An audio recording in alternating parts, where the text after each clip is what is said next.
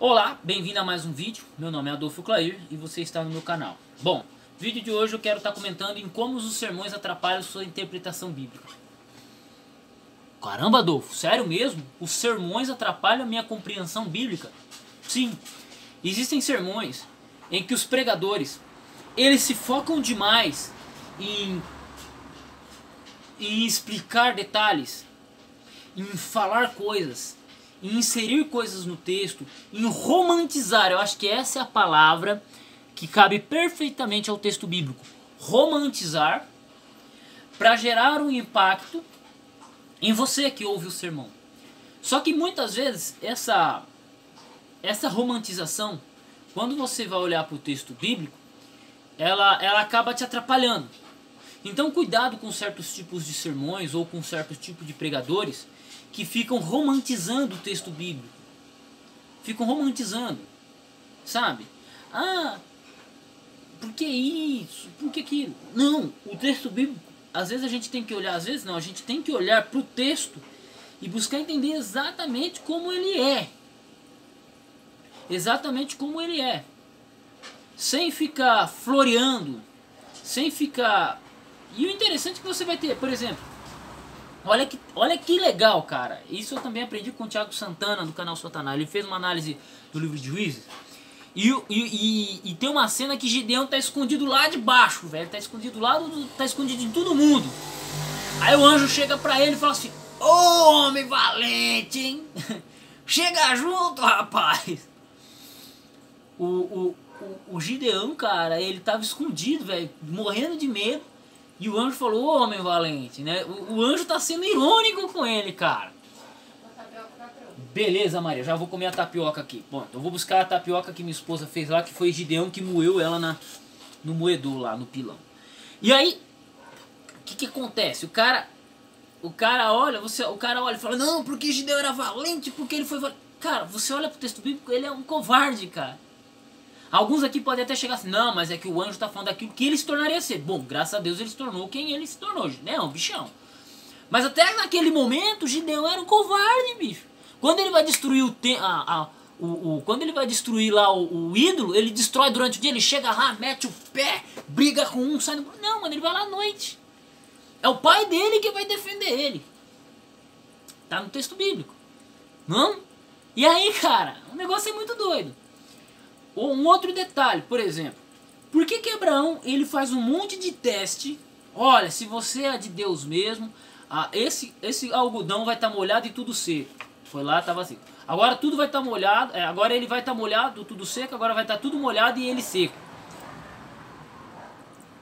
Aí, por que ele faz esse teste? Aí o nego fala assim: olha, você tem que testar a Deus como a Gideão fez. Não.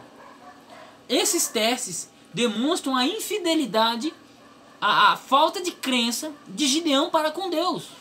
Então você ficar provando e testando Deus demonstra que você desconfia dele, ou que você não tem coragem suficiente para aceitar o que está escrito. Mas não, você vai ter sermões de nego floreando esse texto bíblico como se fosse coisa, o suprassumo da história bíblica. E não é. Está mostrando, ou está demonstrando, porque a Bíblia é interessante. Ela não demonstra as forças dos homens. Ela demonstra as maiores fraquezas deles. Você gostaria de ter um pastor igual Davi? Eu não. Louca, Deus, você está falando do homem segundo o coração de Deus. É.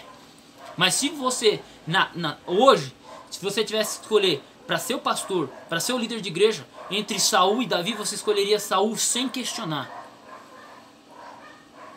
Como assim, Adolfo? É. Olhe para os feitos de Davi. Só fez desgraça.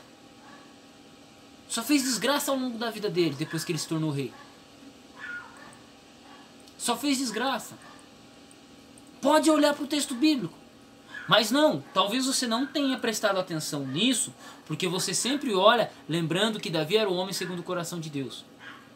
Se você olhar para os feitos de Saul, Saul foi um rei infinitamente melhor que Davi. Infinitamente melhor. Só que tem uma coisa muito interessante. Saul, ele não era alguém que se arrependia fácil. Davi era um homem que se arrependia muito facilmente. E um outro detalhe, Davi, ele pôde cometer os falhas que ele fez, mas ele nunca foi idólatra. E por causa disso, ele era chamado de um homem segundo o coração de Deus. Só que quando você atenta para o texto bíblico, ele demonstra todas as falhas dos homens. A Bíblia mostra o que o homem tem mais de ruim. Sabe? Legal, né? Estou dando para vocês um outro panorama, convidando vocês a olhar um outro panorama do texto bíblico. Um outro panorama.